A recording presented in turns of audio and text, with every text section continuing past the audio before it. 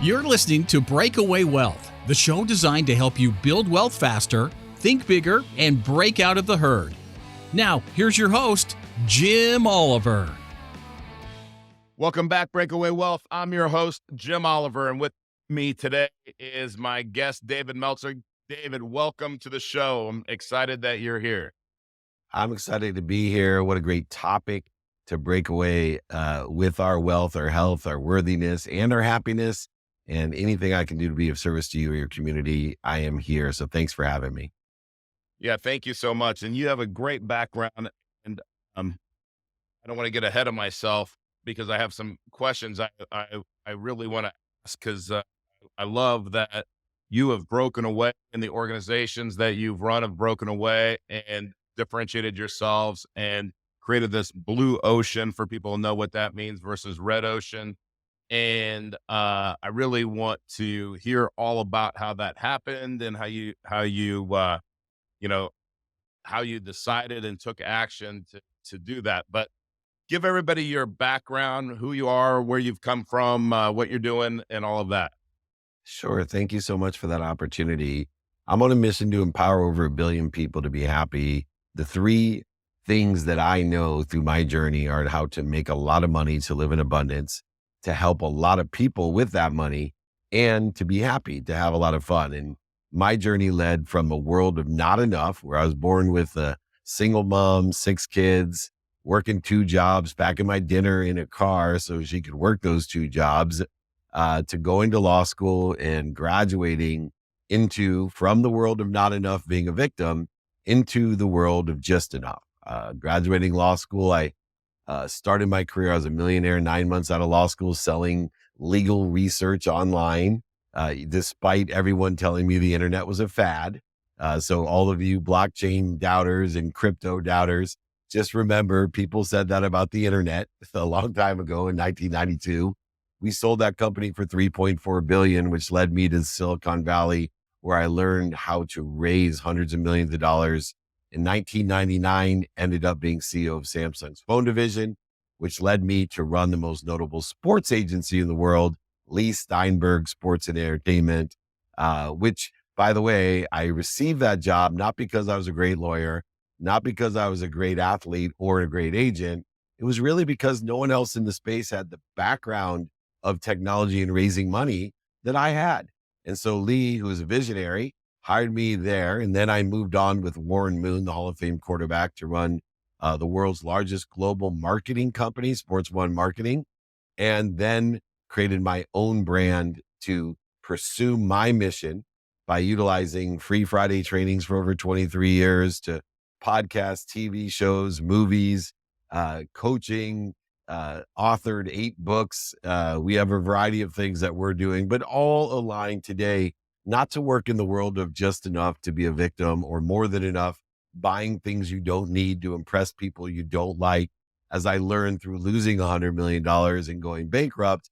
But I live in a world of more than enough, and I want to empower people to live in that same world with me. And so I do everything I can every day, interviews like this, media, to entice and empower people to live the life of their potential. Wow. That's really cool, David. You said a lot there, so we'll kind of unpack a little bit. But, I grew up, I was homeless when I grew up. I've stood in line for government cheese. I've done all of the things that or some of the things that you've talked about, but all the things probably that we both experienced growing up. And then I got into Wall Street. So then it was, hey, this is how you make money, and this is how you teach people about money, which is totally not true. And it's how the herd makes money, they think, but they're really not. And I love how you said, not having enough to having enough to abundance. You didn't say it that way, but having more than enough. And I think that it's like this secret. People think, well, David, what's this secret? What did you do? Why did you stand out? So talk about that. What do you think differentiated you from other people? And I would guess with your, did you say 6 siblings or 5 siblings that you have, that they're not as successful as you? I mean, that's just the pattern that I see. But talk about that a little bit. Sure. Well, I would say my siblings are academically far more superior than I was. Went to Harvard, Penn, Columbia, Oh, graduated summa cum laude. All are passionate, purposeful, and profitable in their own rights. But I think financially, they're not, except for maybe my sister who married rich.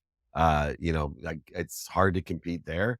yeah. But more importantly, uh, but yet I give a lot of credit as a parent myself with four children to my mom, because my siblings are on average above the game, and they're very happy and productive people.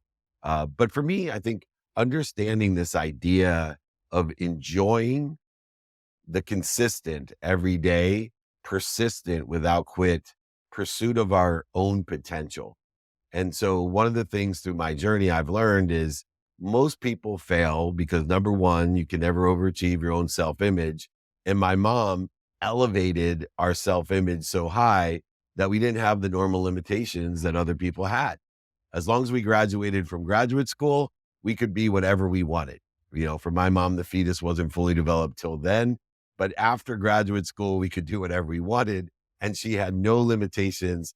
In fact, I think she thought too highly of all of us, which was only to me a great enhancement for life. But more importantly, think about that idea. Most people, they want what other people want for them, what's missing or what they don't have. And I learned at a young age to go after what I wanted by doing my best, learning lessons, and having fun. And Yeah. it cost me, as I said, over $100 million to also re-engineer my paradigm of faith. I've always had gratitude of the past, but until I lost everything, I really didn't understand gratitude of the future. And over the last 17 years, I've delved into that understanding of gratitude of the future, faith, and it comes down to a simple formula for me.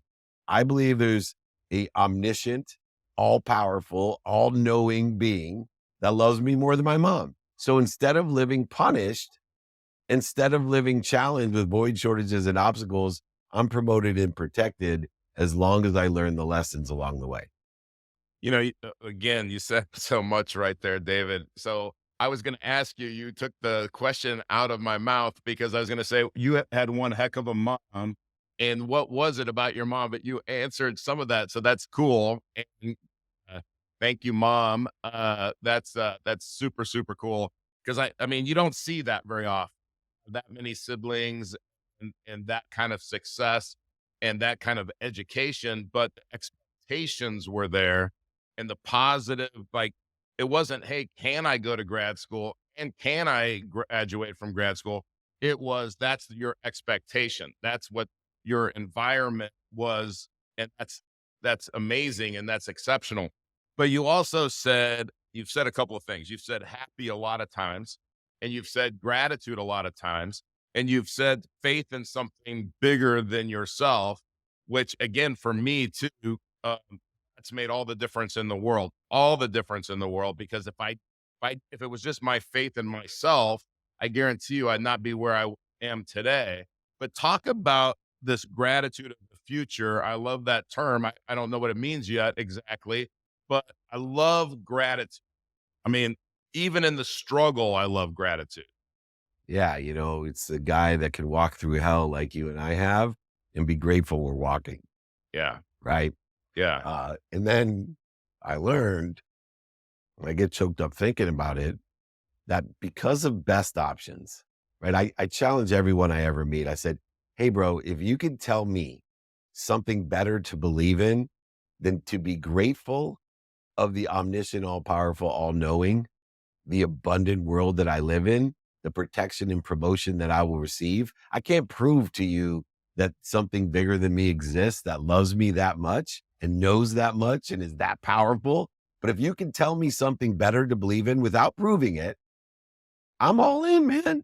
And Yeah. guess what? No matter what religion, philosophy, theory, or spirituality people are of, they all believe the same thing. It's to what degree? What Mm. degree of gratitude do they have of their future that they truly believe in that best option? And I call it gratitude of the future. I'm already grateful for things that are coming or becoming of me. And so, I ordered a pair of shoes the other day, and I didn't receive any notification or receipt or anything. And after a couple of days, nothing came, and I started to panic. And then I, went to the website, found the order number, and I got the tracking number. And as soon as I knew it was coming, all that anxiety left me. That's what That's gratitude of the future is. I don't have to go look up an order number.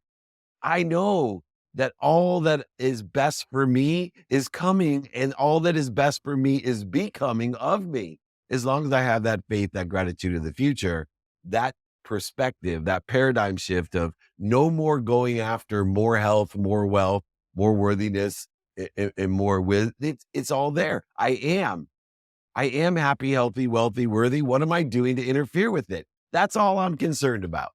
I love that, man. I really love it. Uh, is that in a book that you've written? Because if I haven't read it, I gotta read that. It's coming out. It's in my 5 daily practices. So I have 4 books that are out. I've written 8 and I'm writing my 9. But I'm trying to build my community big enough that we get enough people absorbing the first 4 books, which is Connected to Goodness, Compassionate Capitalism, Creating the Life You Love, which I wrote with Jack Canfield, and of course, Game Time Decision Making. So we have Don't Do Business with Dicks and the 5 daily practices, the 3 ways to incentivize. These are all books that are written, but they will come out as people adapt and adopt to the philosophies to help them live in abundance. It's funny. I do this devotional with this group of guys every morning on the YouVersion app, and we talk about, and we all read the lesson, and we've been kind of on an Anthony Thompson kick, and he's an author that takes like older books, and then he just did the 4 Agreements, and which is a great book, and the last agreement is always do your best, right? And but then I have this thing that I think my best is to come, right? I always think my future is bigger than my past. That's a Dan Sullivan thing well, that's where I learned anyway. Yep. And I think when I'm 90 years old, I'm going to believe that my future is bigger than my past. I'm always going to think my future is bigger than my past because I don't know how God's going to use me in those final years or those final days or anything else. So, I love that gratitude of the future and knowing how could you not be grateful even in the struggle. In this last year, David, I was out of my house, got divorced. I was out of my house for 7 months because of a hurricane here in Southwest Florida, and became a single dad at 58 to a 14-year-old granddaughter. So, you know what? But I never lost my gratitude of where I'm at and everything that I've been blessed with and everything that I have and the abundance that I have.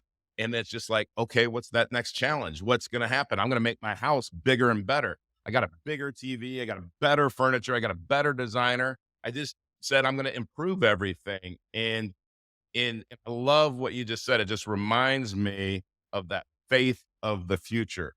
Where did you learn that, or what lesson in life taught you that? How did that come about?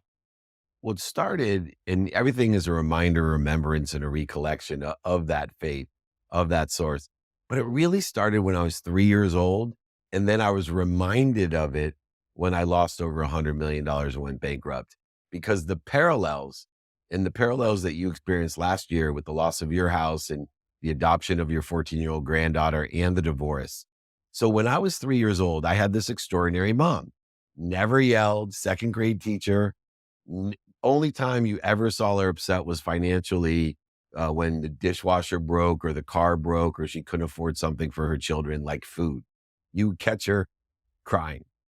So for me, my mom, when I was 3, I reached out. We were on the beach, and you have those bonfires in South Mission Beach, where I now own my dream house, by the way. Nice. And I reached out to touch the fire like any curious 3-year-old boy. And my mom slapped the shit out of my hand and screamed at me like she's never screamed. No, I cried. And I'm like, Mom, what did I do? I didn't ever want to disappoint her because I knew the sacrifice she was already making for me and my siblings. You could see it in her face every day. And I started crying. She hugged me. Oh, sweetheart, I'm not punishing you. I'm protecting you. You just don't know what that fire is going to do for you or to you. And so when I look at your relationship that you had in your marriage, I look at your granddaughter's situation, I look at the hurricane. You know what those are? That's you reaching your hand to touch something that you didn't know to protect you and promote you. And that to me was the basis of the remembrance, the reminder, and the recollection with Source. When I lost everything and I had every opportunity to be punished again, to sit in my bed and say, why me? Right. Why? I'm a good person. I did everything I'm supposed to do. Instead of try me, excuse my language, try me because I'm being protected and promoted. I didn't know the people I surrounded myself were the wrong people. I didn't know the ideas that I have evolved with are the wrong ideas. I didn't know that the relationships of me and my money are leading me to a path of divorce and death. I didn't know any of that. And so that omniscient, all powerful, all knowing source that loves me more than my mom slapped my hand and screamed no at me. And I learned the lessons in order to effectuate the last 17 years of my journey to make more money, help more people, and have more fun than ever. I love that. And man, I love that, when you've had nothing, it doesn't scare you to have nothing because you could do it again. And I tell people, and by the way, my divorce took like no time because I said, what do you want? Okay, you can have it. And what do you want? You can have it. I mean, it took nothing. There was no fight because I know whatever that it's not about the money. It's about my happiness and it's about her happiness. And I love her. I will love her till the day that I die. And I want her to be happy and I'm helping her start a business and I'm helping her be, where she doesn't need to go find, somebody to take care of her. Because I really, really think that when you grow up and you don't have anything, you want to help other people. So David, you talked about free, what was it? Free something Friday. Okay. I'm Yeah, sorry. my free trainings, I've done it for over 23 years on Friday. Yeah. So every Friday, we have over 86,000 people registered this Friday for Really? free training. And Well, we've you might grown have over 23. 86,001 because how does somebody register for that? How does somebody engage you, David? Because I mean, look, I do a lot of these things, but you stand out. You definitely are somebody that I want to continue to learn from and I want to serve if there's any way I can serve you and Thank your you. organization. I want to do that too. So how do people find you, engage with you?